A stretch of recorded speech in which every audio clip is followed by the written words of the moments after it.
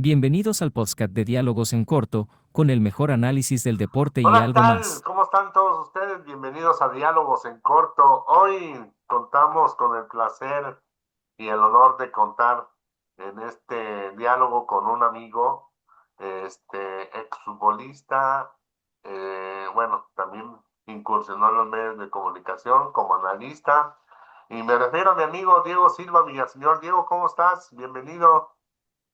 Gracias, Raúl. Bienvenido a tu casa, a tus órdenes y por algún culpa de algunos de ustedes, yo también le hice unos pininos durante unos 20 años en la tele y en el radio y los periódicos, con las escuelas de todos ustedes y me divertí mucho y la idea es compartir todo lo que hemos hecho y hemos aprendido en el camino. Gracias por la invitación.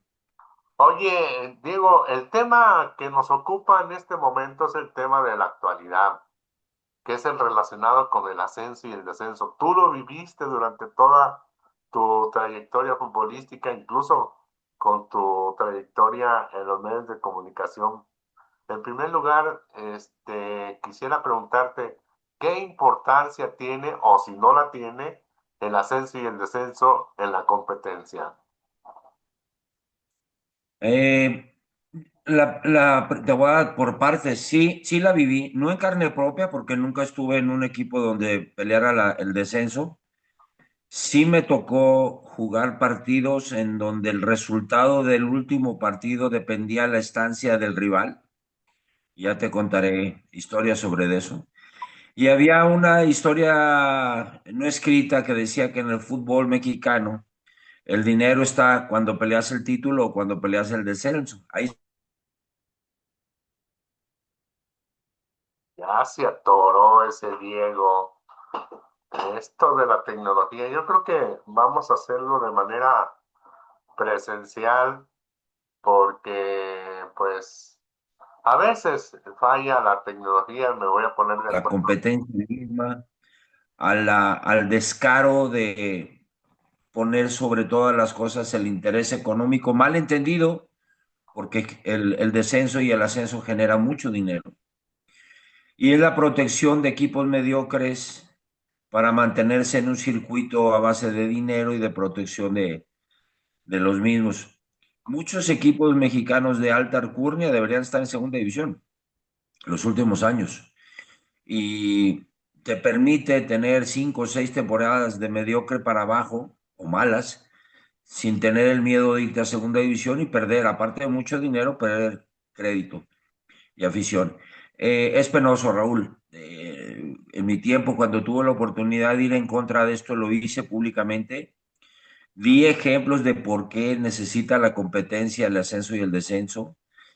Di ejemplos y estadísticas y muchas cosas más, refiriéndose no nada más al dinero, que es lo único que les interesa, sino todo el proceso de formación y de creación de jugadores, de la oportunidad de crecer desde las fuerzas básicas como se hacía antes, no diciendo que lo de antes fue mejor, pero sí tenía una razón lógica de estar en primera B y luego primera A y luego segunda división y de ahí pasar a primera división nacional, reservas profesionales, perdón, y luego profesional, llegaban mucho mejor preparado y competido. Y sabías que todo lo que ibas haciendo tenía un proceso para llegar al máximo circuito. Eso le permitía a equipos como los que tuve la oportunidad de iniciar mi carrera, como el Guadalajara, generar una gran cantidad de jugadores para sus propios equipos y en otras instancias tener la competencia de los buenos extranjeros.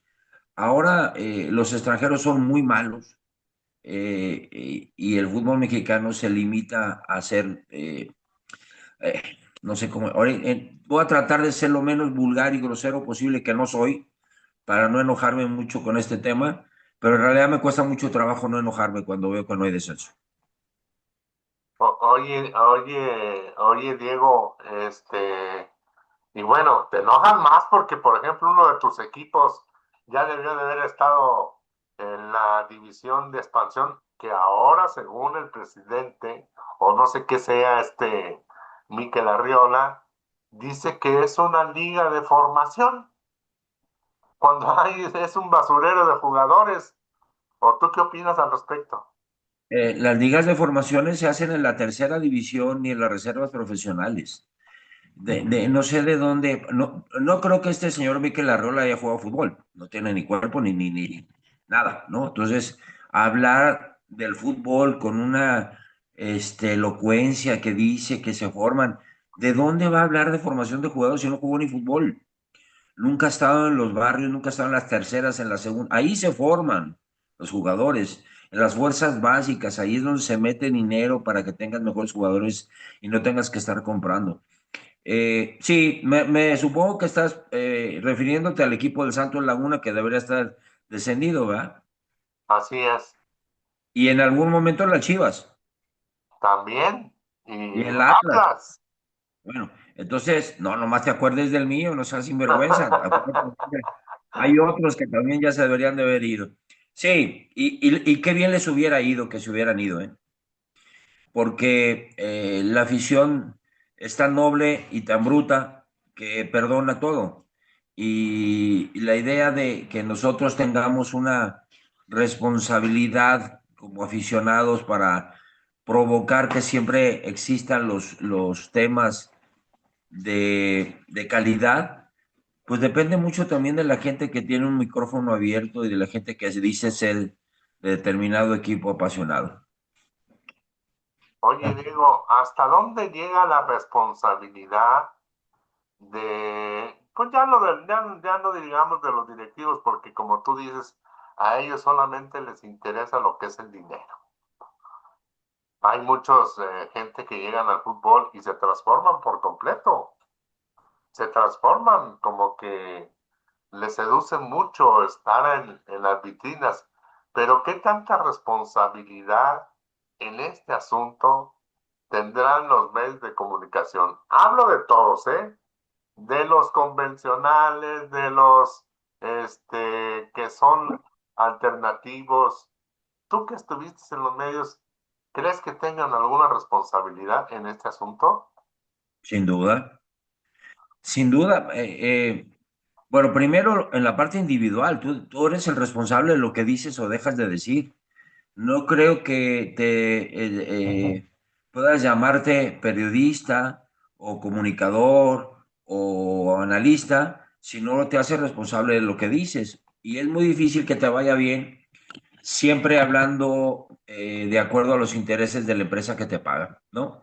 Entonces, creo que todo depende de los dueños de los equipos y que la gente entienda que esto es un negocio de 20, 18 personas, un negocio privado, una empresa para generar dinero y que nosotros somos simplemente unos títeres emocionales a los cuales se les da un dulcecito, se les regala un torneo por aquí, una contratación por acá, muy bonita la presentación del equipo, se les llena los estadios, se les compran las camisas, pero el negocio es de 20 gentes, no nos equivoquemos que son nuestros equipos, que son nuestra religión, nuestra pasión, nuestra emoción familiar, nuestra amalgama familiar para poder reunir los cariños del abuelo, el papá y el hijo, como una gran tradición de ir al estadio vestido del color de tu preferencia. Sí, está bonito, pero realmente es un negocio de 18, 20 personas que nos lo han hecho y nos lo han ofrecido y hemos vivido miles y miles y miles de gentes, directa o indirectamente, de este negocio. Si no lo entiendes así, creo que desde ahí ya vas perdiendo mucho. Entonces, ¿tú consideras que esto se desprende a raíz del negocio monetario, donde están involucrados todos? Digo todos porque si bien es cierto que es muy difícil demostrar la corrupción, pero sí es muy evidente. Habría que pensar qué es la corrupción que tú me estás diciendo, que quién es el corrupto y denunciarlo. Si lo tienes en la mano, denunciarlo, porque es muy fácil decir, fulano de tal es un vendido. Bueno, pues denúncialo. Pero porque tienes que decir con los pelos de la burra en la mano decir, a mí me ofreció dinero fulano de tal por ganar, por perder. a mí me ofreció dinero porque si quería jugar le tenía que dar dinero al entrenador. Yo tengo que repartirle dinero a mi promotor. Yo tengo que repartirle dinero al presidente deportivo de tal equipo para que contrate. O sea, tienes que hablar. El problema de la gente es que habla cuando ya no está. O porque dicen que le dijeron que alguna vez se escuchó, pero pues eso no es una información ni real, ni fidedigna, ni valiente y a toro pasado. Y así, a toro pasado todo el mundo platica. Oye, oye, Diego, y aparte, o sea, no le hagamos a locos. Si a ti, por ejemplo, te dijeron, ¿sabes qué? Hazle al cuento en este partido porque necesitamos perder y ahí te van a... Jamás, Seguramente no te la van a dar en transferencia ni tampoco en cheque, te la van a dar en efectivo. Y eso se jamás. va. Por eso yo te digo que no tenemos pruebas, no podemos probarlo porque pues tampoco son Ya, tontos. momento. Yo te digo, a mí no me lo ofrecieron, porque sabían que les iba a decir que no.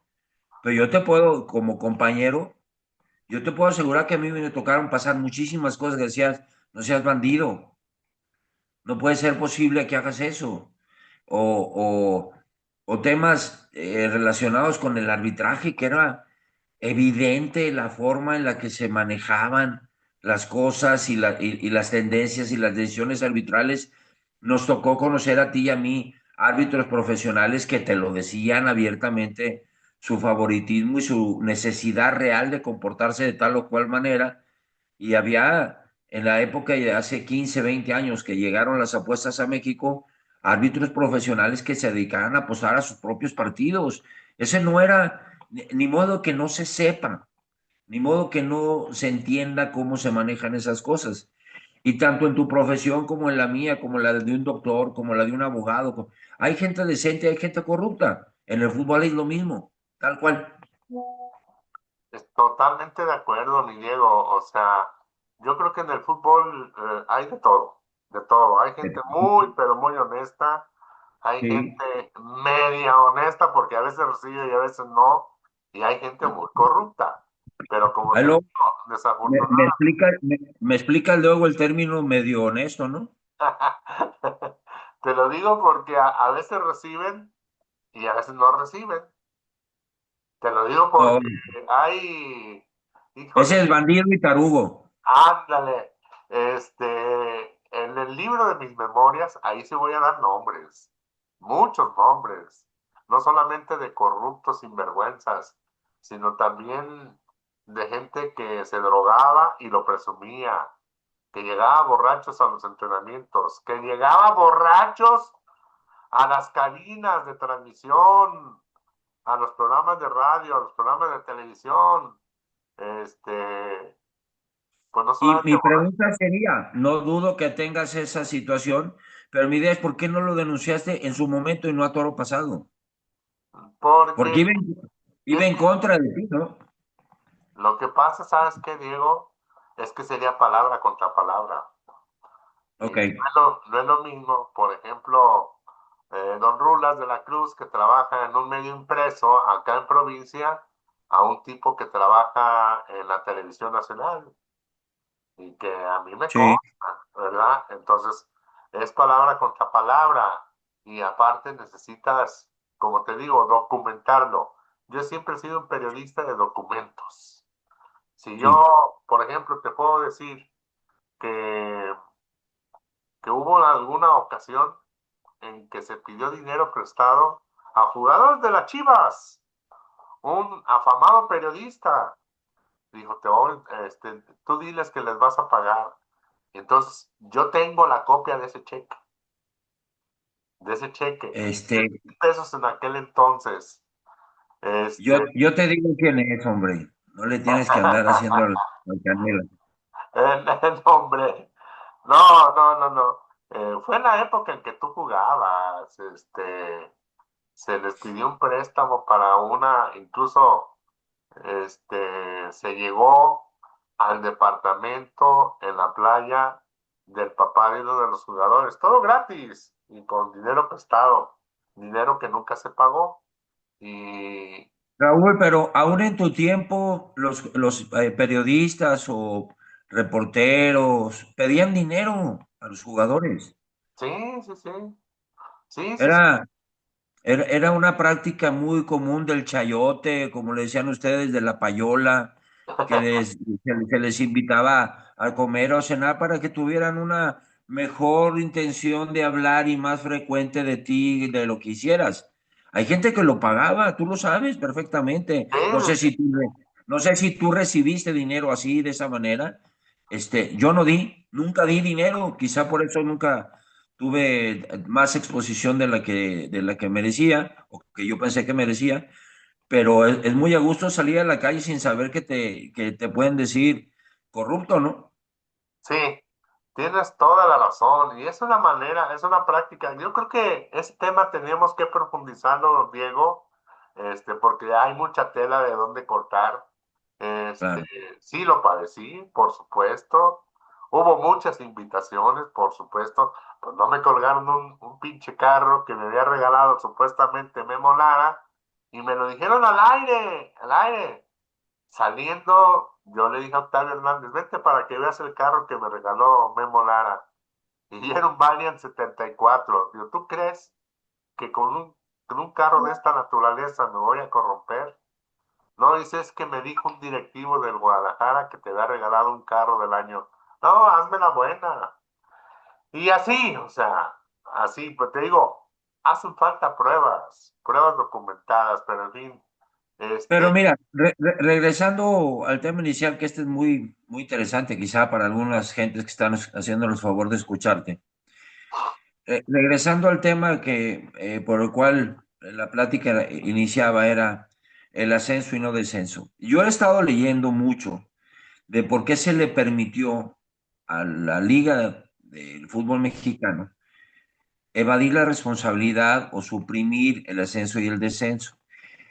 De parte de los dueños que ponen a sus voceros, que es el presidente de la liga, y luego han traído a la bomba y te han traído a fulano de tal y demás, decían que era para consolidar una liga competitiva, para filtrar la posibilidad de malos recursos que provenían de las segundas divisiones del narcotráfico, de la delincuencia involucrada en estas instituciones de tercera y segunda división, que a la postre llegaban como equipos de primera con fondos incapaces de reconocer procedencias, cosa que se comprobó, ¿no? En primera división, que hubo equipos manejados por delincuentes así es. y que tal cual, ¿no? Eso está comprobadísimo y que se pagaba en bolsas de supermercado y que había Y contratos. ahí está el caso del Cruz Azul, Diego, que a su presidente lo acusaron de lavado de dinero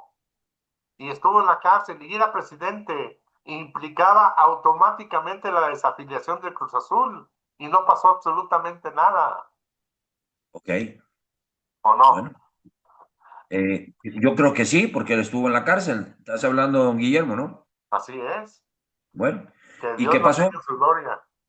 Sí. ¿Y qué pasó? Nada. Pero yo me acuerdo del Querétaro y me acuerdo del Celaya y me acuerdo no me acuerdo cuántos más que había gente involucrada, la Piedad en algún momento y luego, y así lo fuera revisando. Entonces lo que entiendo yo, que los dueños del negocio dijeron, oye, pues no podemos involucrarnos en esto. ¿Cómo acotamos o cómo delimitamos la posibilidad de los ingresos estos para que pues tengamos cuentas sanas, ¿no? Y amistades largas?